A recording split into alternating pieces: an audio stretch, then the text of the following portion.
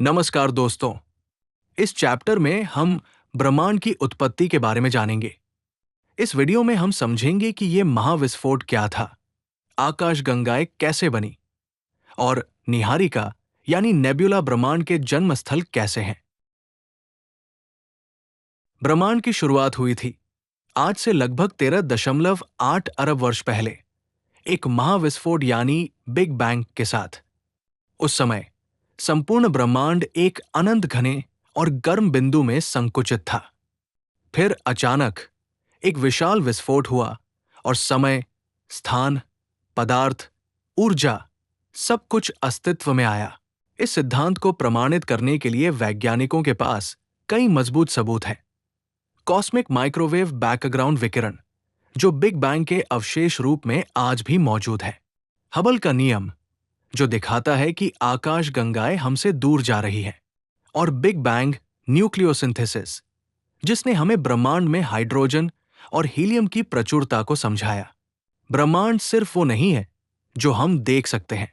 वैज्ञानिकों के अनुसार ब्रह्मांड का 93 अरब प्रकाश वर्ष का व्यास है, लेकिन इसमें 95% हिस्सा ऐसा है जो हमें दिखाई नहीं देता। इसका 27% भाग डार्क मैटर है, जो गुरुत्वाकर्षण को प्रभावित करता है, और 68% डार्क एनर्जी, जो ब्रह्मांड के विस्तार का कारण है। और सिर्फ 5% हिस्सा ही वो है जिसे हम देख सकते हैं, यानी तारे, ग्रह, आकाशगंगाएं और धूल। मंदाकिनी यानी गैलेक्सी तारों, ग्रहों, गैसों और डार्क मैटर का एक विशाल समूह होती है, जो गुरुत्वाकर्षण बल द्वारा एक साथ जुड़े रहते हैं।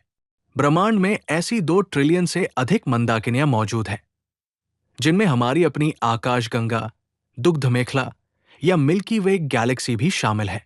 हमारी दुग्ध मेखला एक सर्पिल मंदाकिनी है, जिसमें 400 अरब से ज्यादा तारे हैं। इसका आकार एक विशाल चक्के जैसा है, जिसकी चौड़ाई लगभग 1 लाख प्रकाश वर्ष है।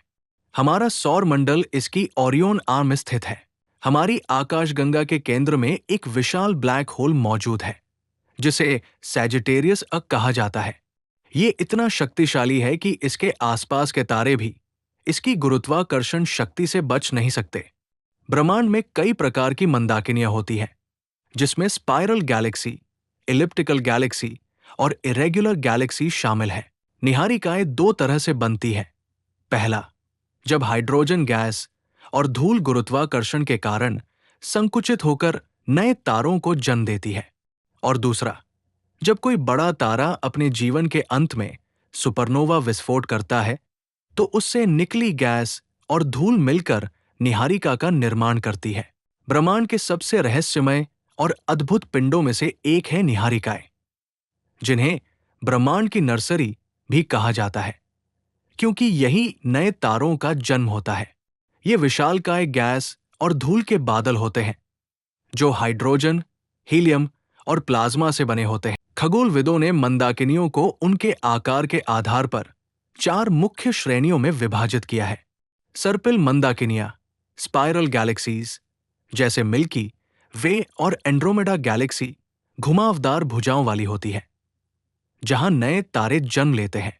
दीर्घवृत्ताकार मंदाकिनियां, इलिप्टिकल गैलेक्सीज जैसे M87 गैलेक्सी गोल या अंडाकार आकार की होती है और पुराने तारों से भरी होती है, जिनमें नए तारे बहुत कम बनते हैं।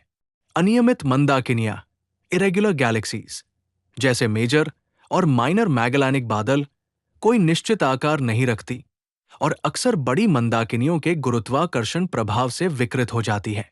वहीं ड्वार्फ मंदाकिनियां, ड्वार्फ गैलेक्सीज जैसे सैजिटेरियस ड्वार्फ गैलेक्सी सबसे छोटी होती है और इनमें कुछ लाख से लेकर कुछ अरब तक तारे हो सकते हैं।